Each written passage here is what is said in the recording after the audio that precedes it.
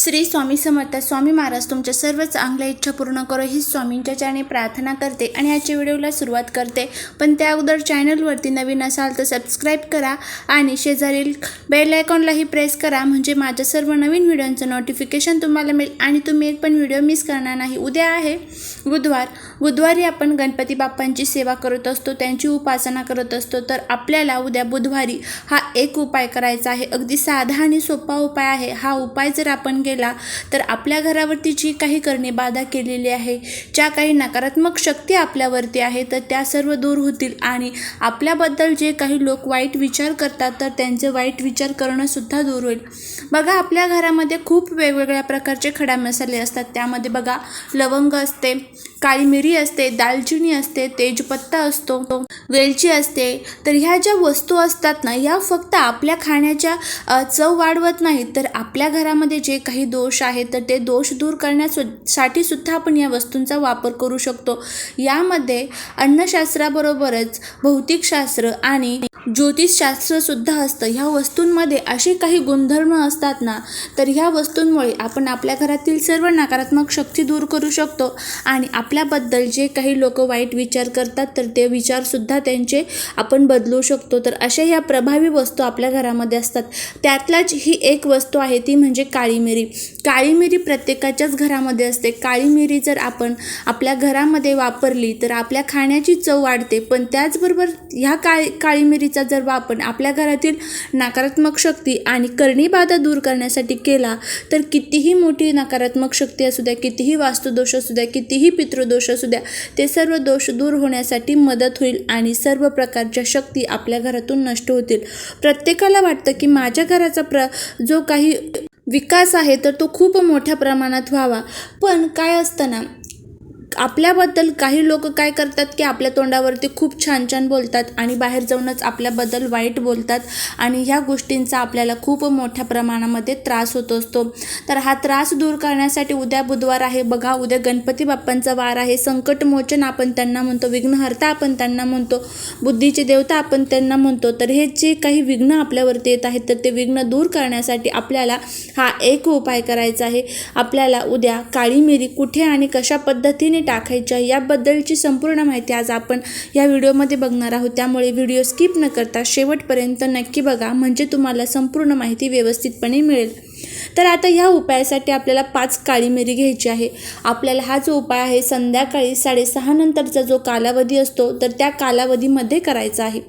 5 काळी मिरी घ्यायची आहे. काळी मिरी घेताना ती तुटलेली फुटलेली घेऊ नका, अखंड काळी मिरी घ्या, म्हणजेच गोल गोल किडलेली वगैरे घेऊ नका. तर काळी मिरी घेतल्यानंतर आपल्याला काय लागणार आहे, ह्या काळी मिरीवर आपल्याला थोडीशी पिवळी मोहरी जी असते बघा, तर ती पिवळी मोहरी घ्यायची आहे. त्यानंतर या काळी मिरीबरोबरच आपल्याला 1 रुपयाचं एक नाणं सुद्धा लागणार आहे. तर आता प्रथम आपल्याला काय करायचं आहे हे जाणून घेऊया. आपल्याला आपल्या देवघरासमोर बसायचं आहे. देवघरासमोर बसल्यानंतर आपल्याला पहिली जी काळी मिरी आहे तर ती काळी मिरी घ्यायची आहे. त्यानंतर आपल्याला ती हातामध्ये धरायची आहे. ह्या सर्व वस्तू तुम्ही एका प्लेटमध्ये घेऊ शकता आणि पहिली काळी मिरी जी आहे तर ती हातात धरल्यानंतर आपल्याला सुंदरकांडचा एक पाठ म्हणायचा आहे. सुंदरकांडचा एक पाठ म्हणल्यानंतर पहिली काळी मिरी आपल्याला आपल्या जी आपण प्लेट घेतलेली आहे तर त्या प्लेटमध्ये ठेवायची आहे.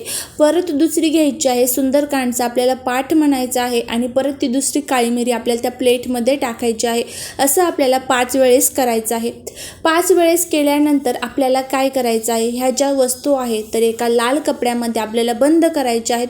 सुंदरकांडचा जर तुम्हाला पाठ येत नसेल तर तुम्ही गुगलवरती जरी सर्च केलं तरी तुम्हाला मिळून जाईल.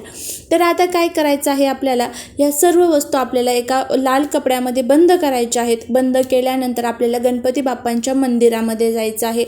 गणपती बाप्पांच्या मंदिरामध्ये गेल्यानंतर आपल्याला ह्या वस्तू ज्या आहेत तर गणपती बाप्पांच्या चरणांजवळ अर्पण करायच्या आहेत.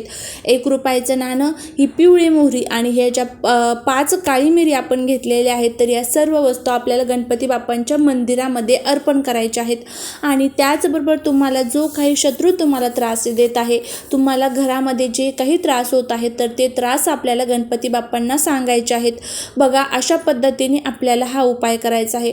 हा उपाय आपल्याला संध्याकाळीच करायचा आहे, कारण संध्याकाळची जी वेळ असते माता लक्ष्मीची आपल्या घरामध्ये येण्याची वेळ असते आणि या वेळेमध्ये ज्यावेळेस आपण हे उपाय करतो तर ते अतिशय पवित्र आणि अतिशय प्रभावी असे ठरत असतात. कारण हा जो काळ असतो तर आपल्या घरातील पूर्णपणे वातावरण शुद्ध झालेलं असतं. तर अशा पद्धतीने हा उपाय नक्की आवर्जून करून बघा. नक्की तुम्हाला तुमच्या घरातील ज्या काही नकारात्मक शक्ती आहे, ज्या काही करणे बाधा आहे, जे काही वाईट तुमच्याबद्दल लोक चिंतवतात तर ते सर्व दूर होताना तुम्हाला दिसून येतील आणि तुमच्याबद्दल जे काही लोक वाईट बोलत आहेत तर तुमच्यावरती सुद्धा ते प्रेम करतील असा हा प्रभावी उपाय आहे. हा उपाय करण्यासाठी आपल्याला हा उपाय कोणालाही सांगायचा नाही. तुम्ही ज्या वेळेस करणार आहात तर त्यावेळेस हा उपाय कोणालाच सांगायचा नाही. घरामध्ये सुद्धा आपल्याला कोणाला सांगायचा नाही आहे. उपाय करत असताना कोणी टोकणार नाही, कोणी बोलणार नाही याची आपल्याला काळजी घ्यायची आहे. कारण कोणी टोकलं बोललं तर त्या उपायाचा आपल्याला फायदा हा होत नसतो. त्यामुळे लक्षात ठेवा, उपाय करत असताना नेहमी श्रद्धेने, विश्वासाने आणि कोणी टोकणार नाही अशा पद्धतीनेच आपल्याला उपाय करायचे असतात. पूर्ण व्हिडिओ बघितला तर पूर्ण माहिती मिळते आणि आपण व्यवस्थितपणे उपाय करतो. तर त्यामुळे नेहमी सांगत असते की व्हिडिओ हा पूर्ण बघत जा, म्हणजे आपल्याला व्यवस्थितपणे उपाय पण करता येतो आणि उपाय जर केला आपण तर काय होतं ना की व्यवस्थित आपल्याला माहिती पण मिळते की कशा पद्धतीने आपल्याला उपाय करायचा आहे आणि त्या उपायाचा मग आपल्याला फायदाही होतो. अर्धवट उपाय करतो आणि अर्धवट उपायाचा मग आपल्याला कोणताच फायदा हा होत नसतो. त्यामुळे नेहमी सांगत असते की नेहमी उपाय हा ज्यावेळेस तुम्ही करणार आहात तर तो व्हिडिओ पूर्णपणे बघत चला. तर अशा पद्धतीने आपल्याला हा उपाय करायचा आहे. नक्की आवर्जून करून बघा. कितीही संकट असले, कितीही दुःख असले, कितीही दारिद्र्य असले तरी ते दूर होण्यासाठी मदत होईल आणि तुमच्याबद्दलचे जे काही लोक वाईट विचार करत आहेत तर ते वाईट विचार त्यांचे पूर्णपणे बद्ध होतील. तर अशा पद्धतीने हा उपाय आपल्याला आवर्जून करायचा आहे. झालेली सेवा महाराजांच्या चरणी अर्पण करते. व्हिडिओ आवडला असेल तर लाईक, शेअर आणि सबस्क्राईब करायला अजिबात विसरू नका. श्री स्वामी समर्थ.